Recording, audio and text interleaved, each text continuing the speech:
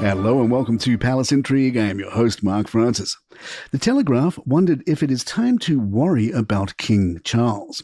It is natural, perhaps inevitable, that questions arise when a monarch cancels public engagements, as His Majesty did last Friday in Birmingham. Yet those close to the situation insist this is not a sign of deterioration, but rather a moment of necessary pause. Aides say the treatment is moving in a positive direction and stress that the king remains deeply engaged in his duties. The precise nature of his cancer remains undisclosed, fueling speculation as ever, but that veil of mystery is as old as the monarchy itself, and it is worth remembering it was the king who personally chose to share his diagnosis in the first place, something that would have been unimaginable a century ago. Palace sources say the current aim is to maintain the very encouraging status quo. That phrase may not spark headlines, but it does suggest cautious optimism. And despite the inevitable toll of treatment, the king has continued to meet people, stand for long stretches at engagements, and even joke about the ordeal. During a recent visit to Northern Ireland, he asked fellow patients if they were managing to survive the side effects all right, a frank admission, but delivered with camaraderie. Perhaps most tellingly, when asked how he copes, the king offered a phrase from Churchill: "Keep buggering on." It's hardly the language of alarm, but it is the language of a man who's determined to carry on. So how worried should we be? Vigilant, yes, but panicked, not yet. In the Express, Emily Ferguson explains, Charles is from a generation of royals who put the needs of the nation above their own, as epitomised by Queen Elizabeth's two famous mantras: "We have to be seen to be believed," and "never complain, never explain." But it's perhaps the words of his late father, Prince Philip, that have stuck with him the most. The no-fuss royal would often tell his children to just get on with it. And his eldest son has certainly taken on that stoic approach to life since his cancer diagnosis last February. The king's hospital admission on Thursday is simply seen as a bump in the road, and sources are keen to stress that his treatment continues in a positive direction and there was no drama. In the Telegraph, Tessa Dunlop writes about an increasingly isolated Harry. She tells us, alongside Invictus, Sentebale was an easy shorthand for understanding what makes Harry tick. It was at a fundraising dinner for the latter in January 2020 that the prince gave his farewell speech before he and Meghan left Britain and the royal family behind. "We are taking a leap of faith," he said, "so thank you for giving me the courage to take this next step." His princely offerings of polo fundraisers and diplomatic glad-handing already feel a little dated.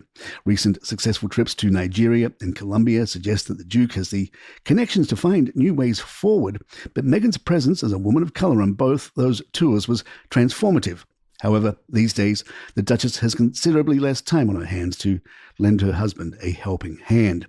Indeed, Meghan's extraordinary professional resilience only serves to further highlight her Harry's current lost boy status. Seemingly imperturbable, facing down the trolls on Gwyneth Paltrow's Instagram feed and announcing a second series of With Love Meghan as the Hate Watchers pushed her first series into Netflix's global top 10, the Duchess is currently unstoppable. Meghan's marriage to Harry gave her the X factor she needed to transfer from B-list actor to A-list celebrity. Sadly, the same cannot be said for Harry. When he married Meghan and left the British monarchy, he swapped royalty for celebrity, and naively believed that a life of service would prove a straightforward affair outside protective palace walls.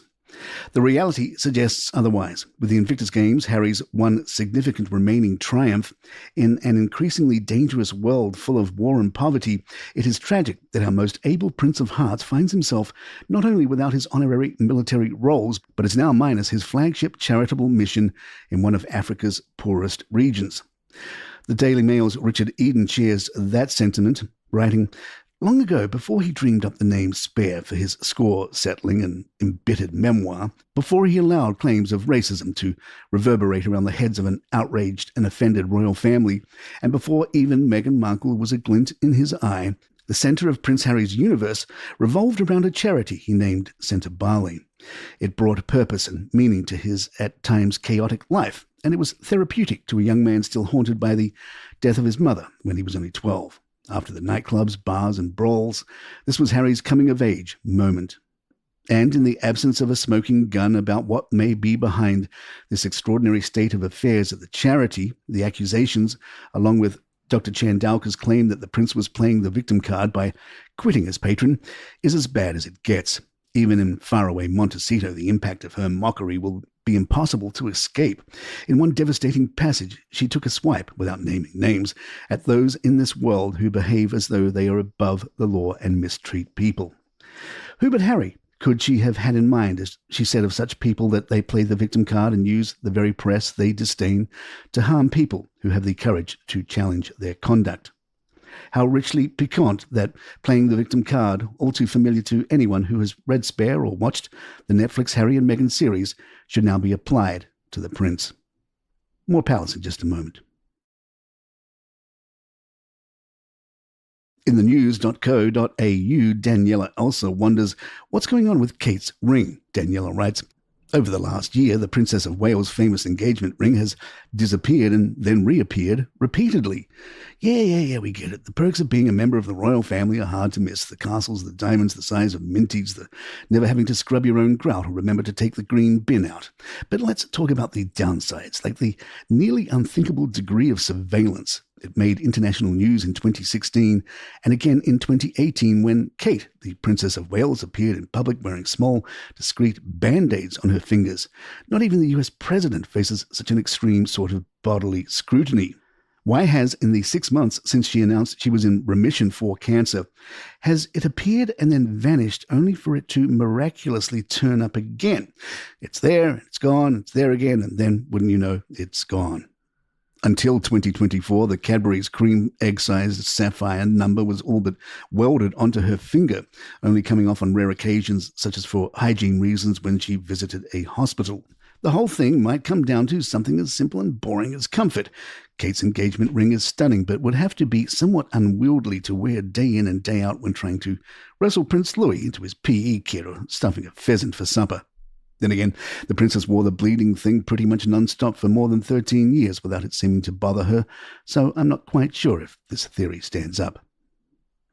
It looks like the hard-working Wales family is planning to take yet another vacation. As the Easter holidays approach, the Prince and Princess of Wales are expecting to take another pause from their royal engagements, spending time with Prince George, Prince Charlotte and Prince Louis while the children enjoy their school break. Reports now suggest Prince William may be making a brief detour across the Channel to cheer on his beloved Aston Villa as they take on Paris Saint-Germain in the Champions League quarter-finals. William recently gave journalists a knowing smile and a brief farewell. See you in Paris, before stepping into his car. His appearance in France now seems increasingly likely, particularly following a report from Get French Football News claiming that the PSG president, Nasser El Khelaifi, has extended an invitation to the prince.